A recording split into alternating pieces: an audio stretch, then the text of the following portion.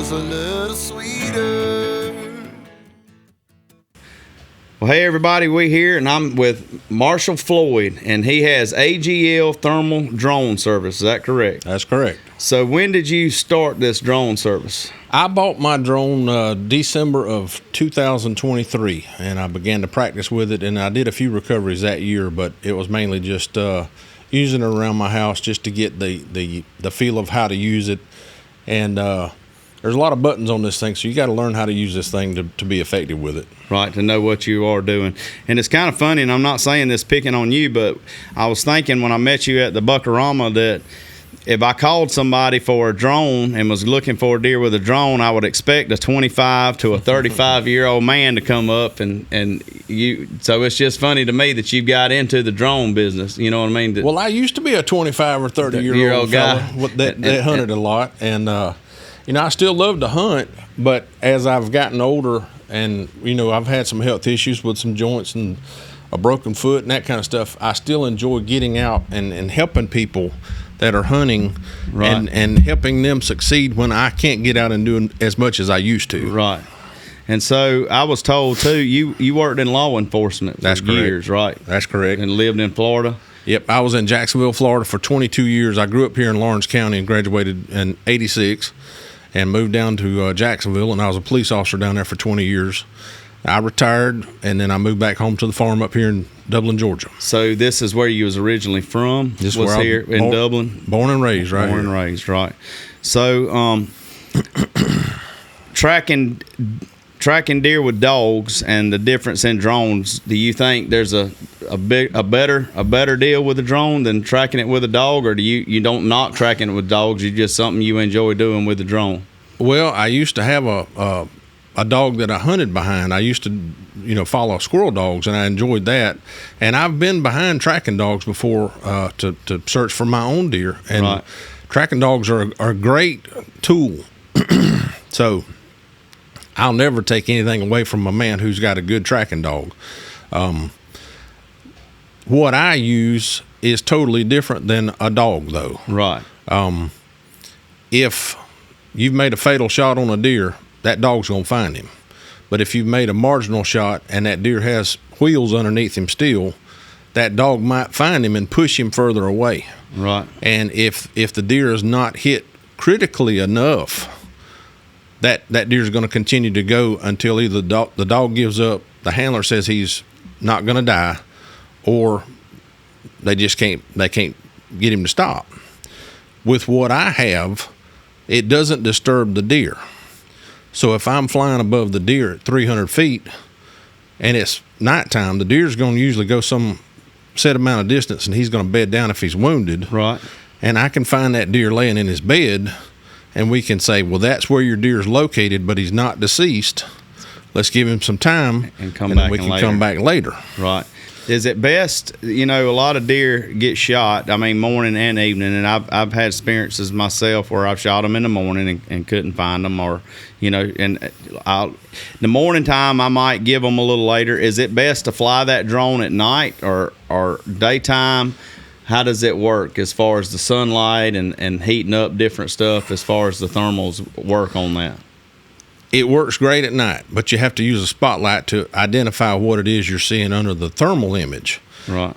It works great in the daytime if it's a cloudy or an overcast day. If the sun pops out, it heats up all of the foliage, and it's just like looking for a piece of popcorn in a bowl of popcorn. So when the sun hits the ground, it washes out your thermal to a certain degree. So it's easier to find one at night or on a really cloudy, overcast day. Right, so it's best to use it. You get more action out of it at night. And you said that you use a spotlight once you find that deer. So if you're hovering at a certain distance in the air and you come over and you pick up the thermals and you find a deer that's bedded down, and you know that you go down, so you go down like closer to it, and that drone has a spotlight that shines on the deer, or how does that work? The drone has a 200 times digital zoom, so I can be 300 feet in the air and I can watch the deer blink, even with a spotlight. The spotlight that's mounted on the top of my drone is 8,000 lumens, so it will light up the ground really, really well. Right. If he's in dense foliage, sometimes I have to get lower and maneuver to find a hole to look through to see what it is the thermal's identifying, so I can see if it's, the hunter's deer or if it's just another deer that's bedded down. So what lets you tell, this has always been interesting to me, what lets you tell that that's the deer that was shot? If he's still alive. The hunter usually knows what the deer's going to look like because they have trail cam photos and whatnot. But I can actually zoom in and find the wound on an animal if he's, laying in a position that I could see an entrance or an exit wound. And I've seen the blood drop. Because of that blood putting out the heat and that thermal on there, it picks up more? No, is it just because this is with the regular camera. Regular camera. The thermal's going to pick up the animal, as a large thermal image. Right. But then when I turn the actual camera on and the spotlight on, I can zoom in close enough that I can actually see the drops of blood dripping out of the deer. So that's really cool. So if and you find a deer like that, so like you was talking about like ours, if I'd went and shot a deer and we found it and I thought I put a decent shot on it and it's a gut shot deer, so pretty much, and if you hunted long enough, we know about the hour wait time. So you go back and you tell that hunter, well, we're going to give this deer 5 or 6 more hours. I'm gonna go home, or I got another person want me to come and check on or see if I can find a deer. I'm gonna go see if I can't locate this deer. Mm-hmm. Do you drop a pin? That's pretty correct. Much where it's at, and you have your computer, like a computer that does everything, or is it the way the drone runs? You drop it through a computer of a drone. The remote control on the drone. When I set a GPS coordinate for where the animal's located, it's stored in the drone, and then I can give him a QR code, and he can put it on his phone, and he can walk straight to the deer where the deer was by following his phone directions. Right. A lot of times when a deer's not dead, we'll drop that pin, and I'll tell him one of two things. We can come back later, or I'll give you the location, and then you can come back tomorrow and check to see if the deer's still there. Right. It's really up to the hunter. Up to the hunter whether he wants you to come back in there or not. So if I find a deer, and just put it out there, if I find a deer, or if you come and I call you with a drone and we find the deer and the deer's bedded down, the deer's alive, if I ask you to come back in the morning, is that double charge, or how do you deal about that? Well, there's a lot of factors. That's if I get there and the deer's still there, if it's a long drive to get to that person, because I've gone as far as 105 miles here in Georgia to help people find deer. But if the deer's still laying there and it's within Lawrence County, I might just say, give me some gas money to get back out here, because I'm all about wanting to help folks find their deer. Right. But at the same time, I've got an expense in this expensive technology. Right. And I've got to be able to pay for it.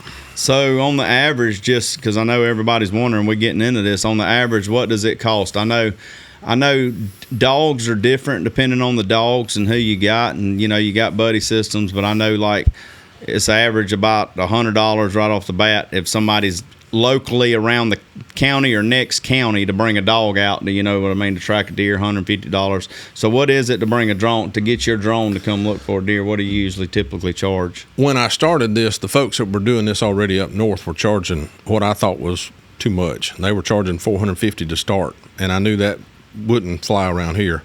So I started at $250 to see if that would be a good number to start with.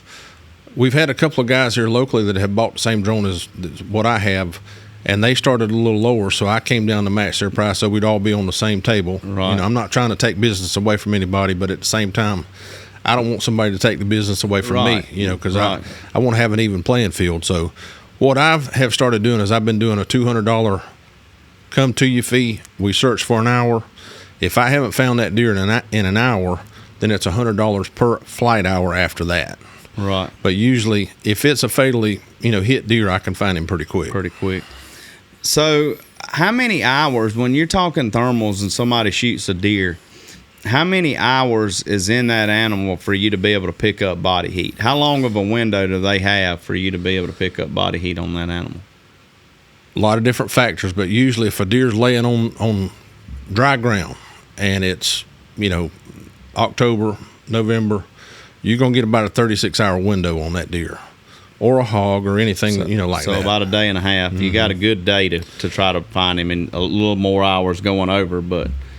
And you can also pick up heat on him as he starts to decay if you haven't found him. Right. Because I've gone and I was looking for a deer one night, and I saw a cow that had been deposited in the back of a field. Right. And the landowner said, "I can't believe you're still seeing heat on this cow, because that cow's been dead over a week." Right. So it's because it was decaying, and all the gases and the heat inside the animal will still throw thermal, so you see it through the thermal camera. Well, that was a good experience then, to have that farmer there, the landowner there, to let you know that they're the one that deposited that cow, put it out there, and how long it had kind of lasted, because I could see in your mind wondering how long it had been there, or you've kind of figured that out through the time of looking at stuff. No, I mean, it's either hot through the camera or it's not. Right. So I bet when you're out there looking, you see a lot of deer. And so it takes them, like you said, to them to know actually what deer they about shot to come down. If you seeing several deer bedded down, you got to really look for that one certain deer. That's right. That you've got on that piece of property. I mean, usually when somebody calls me, they're looking for a deer like you see back here on the back of the wall. That's right. And when you find one like that, that gets everybody's attention. Right. If I see a spike, I'm not looking for a spike. I'm looking for a 10-point. It's not going to be too many deer like that laying around. If they are, they got a special place. Exactly. Right. Yeah, that makes sense too. So how many deer did you find? How many deer did you find last year with it? I got called. I kept records from September 14th, when bow season was in, until January 15th, and I got called 50 times, but that wasn't all for finding deer. Right. It was somewhere around 35 of those were for deer. And I had about an 80% success rate, because some of that was during bow season when the foliage was just so thick and you could not find the deer through the camera because of the leaves and the foliage over the top of the ground. It couldn't penetrate to the ground. Some of those calls, people had called me after they had utilized a dog. And like I said, I'm not saying anything negative about a dog, because they're a great tool, but if the dog pushes the deer 3/4 of a mile away, it does no good when I pull up and they say, "Well, I shot him right there, that's where the blood started." Well, the recovery point needs to be where the dog stopped trailing the deer. Right. And the hunters don't know where that is. So I don't have a high success rate after a dog has trailed and pushed a deer further away. Right. Because the hunter doesn't know where to look. Right. So the deer's pretty much out farther, and you're flying that drone looking for it. You think it a lot of times because he's been pushed out of that far. I can look pretty far away. Right. But I don't know where to look. Right. Don't know where to start. Right. Because the further away you get from a starting point, the broader the area is to look for. And if you don't know he was here and I start over here, I can cover 600 acres and I'm not even looking at the right spot. Right. So if a dog handler trails a deer, what I would ask hunters is, if they've got a tracking collar, get the last GPS coordinate where the dog was called off or where the dog stopped. Right. And give that to the drone operator, because I can fly right to that coordinate and start a search from there. Right. That makes sense. But this technology is so new, people don't know to ask for that from a dog handler. That's right. So if that happens, then I think the success rate would go up dramatically behind a dog. Right. But last year, if a dog got there before me, I had about a 20% success on that. Really? So you feel like it's better if you come in, I understand that, you come in without the dog just being called first, like you said, not taken away from a dog. And if you got a lot of blood, know you put a good really shot on it, and you got a buddy or got somebody that's got a good dog, by all means, might call that dog and go in there and find him. But when we're talking about dogs, and right now we're talking about tracking dogs, but I know when I called you this morning and tried to set up this meeting with you, you told me that you was kind of sleeping a little bit late because you've been looking for a dog. So was that a hunting dog? Because that got on my mind. It was not. No, it was a family pet that got loose from the owner in their yard. A loud noise. I think someone dropped a big piece of equipment out on the road, and the dog, ran away from their yard. And this is an inside the house dog, and the folks are worried about their pet because it's a part of their family. And folks call me all the time, "Can you come help me find my dog?" Right. Here again, if somebody's watching this and you lose your pet, I know you think your pet might be back in 20 minutes, but if you wait 3 or 4 days, the success goes down. Right. And I understand people wanting to wait to see if their pet might return. Right. But the longer you wait, the success ratio is going to go down. Right. Well, I thought that when you was talking about dogs, one thing that's interesting, and don't get me wrong, most of them have these Garmin GPS collars and all that stuff, but I grew up coon hunting really big, and we had a lot of good dogs, and I had a really good dog of mine, and I actually had a tracking system on him at the time, but it was one of those antenna, old style. You got on the top of the dog box and wave the antenna around, and you get the beep which area he was in, and that dog, I turned him loose, and he got into a bunch of coyotes, and coyotes went to and this was when coyotes was just starting to come around big time. They went to singing and carrying on, and I never heard nothing out of the dog that whole night, and I lost that dog for almost 2 weeks, and I finally found him, and it was in a place I'd hunted a lot, but it was a big block of woods. And when I found him, I mean, he was poor, looked just awful, and I mean, he was on the verge of me not finding him. And I look at that now, that technology's changed, and I know people have their collars and have, most coon hunters or most dog hunters have Garmin GPS, which keeps up with them, but that would have been something that would have been nice to have had back then, because I could have found that hound and pretty quick and known where he was at and went in there and got him. That's right. I have a neighbor that has a couple of dogs, and they like to ramble, and he put GPS systems on their collar. Well, he called me 3 or 4 weeks ago and said, hey, I know the general area that my dogs are, but they're in such a thick area of swamp, I can't pinpoint. Can you help me with your drone?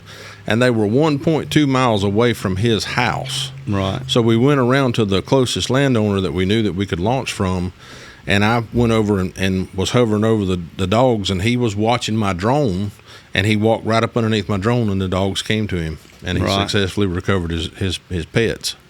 So, the tracking collars and the drone work together to I could help him succeed in getting his dogs back. And I could see that, especially you take a big block of woods. If you hunt down at the river swamp on big property like I have and friends of mine have, you got a big chunk of land, even if you got that collar in there, you can walk in there, but a drone would let you know if that dog, if something happens to him and he's not still living or something, you know what I mean, if he's there. So, well, a lot of dogs get skittish in the woods and they take off running in the opposite direction. Right. And then you can see them running and say, hey, he's going away from you. Right. Stop, let him calm down, whistle to him, call his name, whatever. But that's right. A lot of dogs, when they get lost or when they run out, they get skittish after a day or two, and you might be the owner, but until he identifies you out in the woods, he might be trying to avoid you. Right.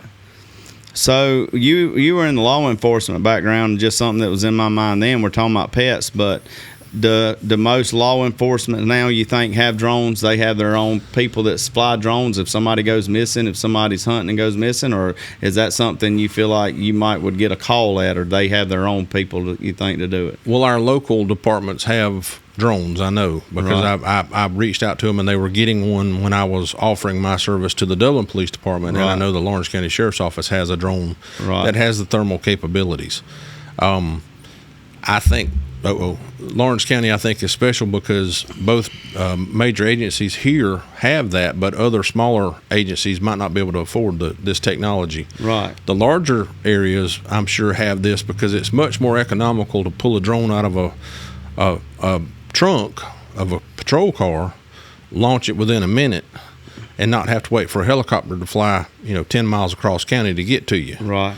And it's going to be a whole lot more economical to use a drone that you can recharge the batteries than to call a helicopter like here in Georgia, wherever that helicopter comes from. I think State Patrol called him one time, and he had to land and refuel before he could actually search for the escape person that they were looking for. Right. So I think this is going to be utilized more and more as the technology improves and it becomes more affordable. Right. The prices are coming down, with technology. You buy a new phone, and tomorrow it was $100 today, and tomorrow it's $25. I mean, that's the same way with this. Yeah, I see that. It's kind of crazy how even me, and I'm about to be 50, but technology, the way it's gone, you think back going the moonshine days, and you was in law enforcement where all you had to do was beat that old ham radio and run faster than them. But these new technology now, it's hard to hide from anybody. You know what I mean? And all the drones and different stuff that's coming out. But it's neat to be able to know that you can be able to recover an animal like that and have a good chance of finding a good trophy buck that you kill with a drone. And it makes me think even more of, not like you said, not knocking the dogs. And I mean, I've got a brother-in-law of mine that he's done dog tracking and all like that, and he's been very successful. And other people I know, a guy at Sandersville I know that's really good at it. And it's nice having a good dog, and that dog gets to be known, and everybody loves that dog has found good deer. But a drone is a very, very effective way of finding a deer nowadays, and I've heard of people using it a few times. There's one thing I have noticed, though. I've hunted the Midwest a pile and back and forth, and I got a friend that he's hunting Illinois a good bit, but they don't allow drones to find deer. What's your thoughts on that? I really don't understand it. If you've got the right person who's behind the drone and is using it in an ethical manner to help someone recover, what we've put so much time and effort in and expense in, especially if you're in the Midwest. If you don't live out there, it's an astronomical, to go out and hunt. $2,000 to go out, $2,000 to $3,000 to go out there and hunt and shoot a deer. I mean, I want to be able to find my deer. I'd rather pay somebody another, even if it's $400 out there, what I've got in that trip to find my deer. Especially, you killing a 150, 160 or better deer, out there. I can understand, and what I was told is, that people could be using drones in a bad way out there, and I understand that you're going to have bad people everywhere you go. No matter what you do, you're going to have people that's going to break the law, people that's going to do things in the wrong way. But what you just told me, and in your business, AGL Thermal Drone Services, why don't the state allow people to start a drone business, have to go in and buy a permit to have a drone business, or however you would do it, or get certified through them? And that way, they're the only ones that can be called or use a drone. If you want to make it illegal to where you can't fly a drone and look at animals or mess with animals on drones, then this is just my thoughts. Well, kind of make that illegal. But if Marshall Floyd has all of his license, all of his permits, and he's a drone man that looks for deer, then run it that way. You know what I'm saying? Let that be used. There's ways I think you could do things. You could. Now, on that topic, I think we're going to differ because, listen, I used to work for the government. Right. But more government always isn't the best choice. Right. If somebody's found using a drone and harassing wildlife or trying to take a shortcut and find, a big buck out in the middle of the woods that he knows where he is and then he can go straight in there and go hunt him, I understand that is illegal. That should be illegal. And it is illegal because you can't use electronic measures, to aid you in hunting. But if I'm out on a scene, I've already got to be licensed commercially to fly a drone for commercial purposes, and that's Part 107. And you have to go through the FAA, and it's just like a pilot's license. So I'm certified to do that. So I've had a little bit more education and training than the regular hunter that just bought an over-the-counter drone that has a thermal camera that doesn't have the capabilities that I have with mine, but he can still see something that's out there on the ground. Right. But if I'm out there and I'm doing what I need to do, I have a contract that I have people sign that if I find a deer, then they're not allowed to pursue that deer until so many hours after I have left, because I'm not going to be part of trying to allow someone to go find something using my drone as their guide. This is a deer that's still alive and is alive well. Yeah. This isn't a deer that's dead. This is a deer if he's struggling or whatever, we'll drop the GPS point and I will leave it in their hands. But I'm not going to walk somebody right up to a deer that may or may not survive. Right. Right. Give him some time, then we'll check him again. Right. And a lot of times if he's gone, if I find him again and he looks like he's pretty healthy, then I'm going to say, hey, you're going to have to hunt that deer another day. Right, because deer live through a lot of stuff. I've seen so many deer being shot and bow hunting. I've seen arrows go through them and that you think you've killed them and blood trails, and the next 2 days they show back up on camera working a scrape somewhere, and it's like, dang. Two different bucks last season. One was shot with a 270 through the neck. I saw the entrance wound, saw the exit wound, and it was raining that night. And I could see blood dripping from him. And I mean a nice 8-pointer. I mean a whopper. I bet he was probably a 140 class 8-pointer here in Lawrence County. He was a good one. I said, that deer's up on his feet. He's walking around. I don't know what to tell you, but we'll drop a GPS coordinate here. If you want to come back, I will. But he was on his feet. Guy said, he looks like he's doing pretty good. I don't think he's going to be here. Let's just wait and see what happens. So he went in there the next day, couldn't find a deer. 3 weeks later, got that deer on his trail camera. Right. With a 270 hole right through his neck. And I mean center of his neck. I don't know how in the world it didn't, break him down. Right. Another one was out toward, I want to say, Wilkinson County. It was in Lawrence County. And a young lady shot this deer, and I saw the hole, and it looked like a killing shot. It was just a little high on the shoulder. Saw both entrance and exit wound, and the deer was moving around like he wasn't hurt at all. Right. So they're tough. They're high shoulder shot. They're tough critters. And actually, I thought of another one, another high shoulder shot up on toward East Dublin. He was laying there, came back, and that deer was gone. He was up on his feet, and he was moving. Right. Yeah, I mean, I've seen them get up. I've seen them live through a lot. And a lot of times, it's sad to say, and anyway, I'm going to try to recover my animal because I've seen them run a long ways and die. And, I've used to always get this saying, I just hit him a tad far back, especially when it come to bow hunting. And, I mean, that joker go 300 yards and lay down in a creek and all and, give them the hours and find them. But if you put that fatal shot on them, they're usually not going 30 yards, you know what I mean? That's right. But you still got to pursue and try to give the effort to find that deer, and like I said, I've seen them go a long ways, and they're going to die. It might be a day or two that they do die. And I could see getting you to come and like you said, if you show them that deer, put that coordinates to them and say the deer's laying there, the deer's perfect. He's hurt. I can see a wound on him. It looks like it could be fatal. Give him till tomorrow evening when you get off work and go see if he's there dead. You know what I mean? That would be a really good way of doing it. And I could see where a dog would go in there and jump that deer up and you'd never find him. Where you actually would find him with that drone because you let him lay there and to die after so many hours. Most folks call me in the afternoons, after their afternoon hunt, and they'll look for an hour and a half. Then they call me. 8:30, 9 o'clock at night. Hey, I shot a deer. Can you come look? Well, if I find that deer and he's still alive, let him lay till tomorrow morning. Right. Most of the time, I mean, we have warm temperatures, but the temperature is going to drop, and the chances of spoilage are going to go down when the temperatures are going down, and he'll stay cool enough. And if he's not expired when I find him, he might not die for 2 or 3 hours, and then his meat will then start to go through the decomposition process in. So say like me in Baldwin County and Hancock County, my way of looking at it would be, and I'd like to know your thoughts. Say I shoot a deer that evening. I shoot him 45 minutes before dark. I knock him down, think I make a good shot. For some reason he gets back up and he runs. And I find blood. I find good blood. Am I better off waiting and just calling you and saying, hey, can you meet up first thing in the morning or wherever, and let's let this deer lay down, let's leave him alone. I don't want to pressure him, don't want to do nothing, but I'd like for you to be here about daylight, and we go in there and see if we can find a deer. Do you think that's a better way to go about things? Or well, I can't say that it's better, but it is a really great way to go about it. If I come out in the afternoon and I find the deer and he's alive, well, then I've got to come back out tomorrow morning to see if he's alive. If you want to look at him through the drone to make sure he's dead before you walk in and jump him. Right.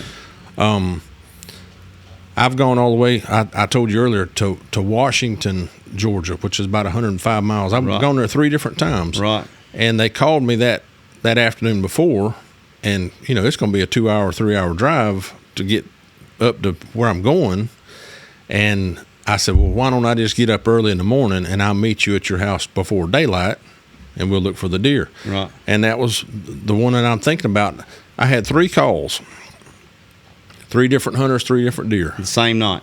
No. Different nights. Okay. Now, I got home and a guy called me, and then he talked himself out of it from the same area. And I'd driven all the way home, and then the phone rang, and it was right back where I just came from. Right. But I've had 3 different calls up there. One, I found the deer and he was alive, and you could see the hole in that deer. And you could see, and he was chasing a doe. He says, do you think he's going to die? I said, he's chasing a doe. He looks like he's, pretty healthy to me. Right. So the older gentleman, that was the largest deer he'd ever shot at, and he was really excited, and he was glad to see that the deer wasn't, wounded so that he might die later on. He looked like he was in good shape. But that was the circumstance that I came the next morning. Right. Another circumstance, another hunter, I came the next morning, and we searched, and the foliage was really thick. We searched and searched and searched, and I didn't find a single buck up there. Right. I found some deer, but I didn't find a buck. Well, he had called for a dog. So as I was leaving, the dog handler came up, and the dog tracked and got to a river and went over into a WMA, which was across the river up there. Right. I think it was up at Clark's Hills. Right. Was across the river where it was at. And he called it off. So I couldn't find that one. And then the other deer that I looked for, I launched the drone and turned in the direction, and I saw him immediately. He was in dense pine trees, but I could see a thermal signature. Right, and he was dead. He was dead as a hammer. Right. So how far will you travel? You said you went to Washington, Georgia. I know that's a good ride. What's the farthest you want to travel? I went all the way to Nebraska the first year I had it. I had relatives up in Nebraska, and he had some friends, so I traveled up to see my nephew. But while I was there, I did some deer herd analysis work for some large farmers up there. Right. So, the likelihood of me doing something like that again is probably slim to none. But I'll go as far as people want to pay for my mileage, because that's one of my charges. That if you're not inside Lawrence County, I have to charge you a mileage fee to drive, because fuel's not free, and my time getting there is not. My time is valuable too. Right. So I would go anywhere that somebody wants me to drive to if they have confidence in me. But people don't have to use me all over the state of Georgia. There's several other drone operators all throughout Georgia, and I have reached out to a lot of the drone operators, and I've kind of made like a little network with folks that I know their geographical area where they live. Right. And if it's too expensive for me to drive to that person, you're gonna hook them up with hook them up with someone local to them, so it's less expensive. Well, that's good for y'all to get together and really be able to do that, because y'all in that same purpose to help people out. That's right. I know when you have a business like that, you want to make some pocket money or bring yourself some income in off of doing it, but it is good to be able to network with other ones and it probably helps you learn a little bit more, and each other tell stories and put stuff together that kind of helps anyway. So, but is there anything else you want to hit on right quick about the experience and whatnot? A lot of us got started because of watching YouTube with people doing this. Right. And the person that started it, I think, was in Ohio, that started making it so popular. He might not have been the person who started using the drone to find deer, but he really lit up YouTube and got a lot of people excited and wanting to do it. Right. And like for myself, I'm retired, and I'm always looking for something to do to stay active. And I said, I used to fly radio-controlled airplanes, and I used to fly in a helicopter with the sheriff's office where I worked, and I actually used the FLIR out of the helicopter in that night sun to watch when we were chasing people. So I had that experience, and I said, that was something that was, interesting to me to do, and it was fun to do. I said, well, heck, I'm going to buy a drone that's got this capability and put it to work and see if I can, help folks do it and make a little side business out of it. Yeah, that's pretty neat. The drones are neat, and my production guy back here, Glenn, sent me a video. I can't even remember the name of it, but it was this dude. He gave up deer hunting for a season pretty much because he didn't want it to be done in the wrong way, and he started studying his deer with drones. And he was putting a study together on thermals and the way to act in thermals. And there's times he has pretty much showed that you will not kill these deer.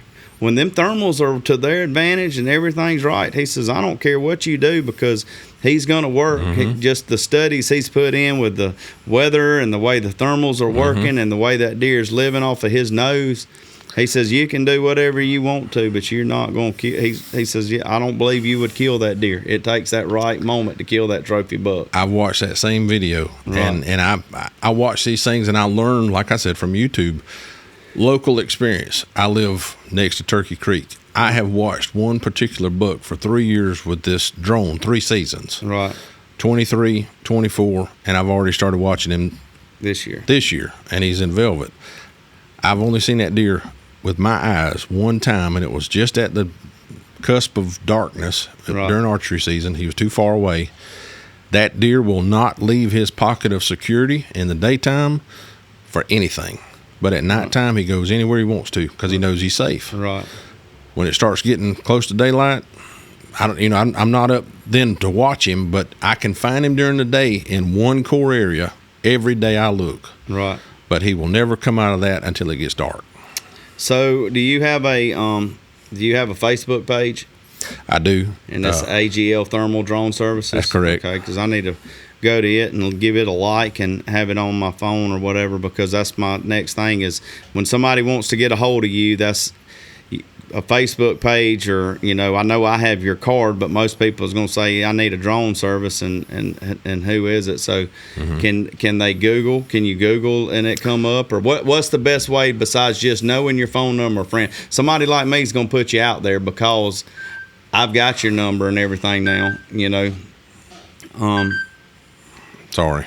It's fine. Thought I turned the volume down. Somebody like me's got it, so I'm gonna hook you up with more and more people. And I know I'm a barber, so I know how the word of mouth gets business out there for you, and it's a lot. But just if somebody was sitting there looking, just kind of go to Facebook and look up the drone thing or something like that. There is and I don't know if the man is going to turn it back on this year, but there was a deertracking.com or georgiadeertracking.com, and it had a list of dog trackers and thermal drone trackers. Right. And there was a Georgia map, and you could click on any county that you were at, and it would tell you the choices that will cover that county for dogs and drones. That's nice to know, because I didn't know that. I hadn't looked at that. So that's an app that you can it's put out there, built. georgiadeertracking.com. Okay. And I'm on that.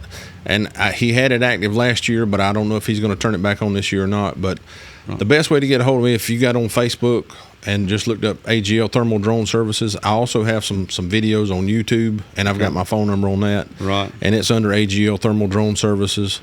I've got about 6 or 8 videos out on YouTube right now, and my son does that part of it. I can't do all that yet. So we have more footage to put out there. We just got to have time to get it put together. Right. Well, that's neat to know, and I'm gonna have to go check your stuff out on YouTube. And I ask everybody else to go to him and give him a like. But it's neat to have in your back pocket, because you never know when that big old buck's gonna come along and them nerves get to you, and you put that bad shot on him. We've all done it, and I don't care how good of a hunter you are, it will happen. So I ask that you go out and check out Mr. Marshall Floyd's Facebook page and like him and look at everything. And he's a really good guy, and I've just got to meet him and just getting to know him. So I really appreciate you coming on and doing this podcast with me. And thank you for having me. It lets a lot of us know a little bit more about drone tracking and how to do it. So that's right. I hope I don't have to call you, but if I got a friend, I'm going to call you, and I'm going to go with you to watch it happen. You know what I mean? So listen, I hope everybody's successful and doesn't have to call for a drone or a dog or their neighbor to help them. I hope they can walk right up to their trophy every time, but it just doesn't happen that way. So, if you have an avenue to help yourself locate what you've worked so hard to achieve, by all means, try and use it. That's right. So you don't mind coming to Hancock County? I got several people over there I might end up hooking you up with. That's where a lot of my stomping grounds is. So, well, I appreciate it, Mr. Marshall, for being on here with us. Well, appreciate you having me. Yes, sir. Shocking silver queen on my grandma's porch. Peach ice cream churning on the floor. Telling largemouth lies when you're fishing. Girl next door had you wishing on a shooting star in a July sky. 4th and 1 on a Friday night when the muddy water made my soul a little cleaner. Life was good and the tea was a little sweeter.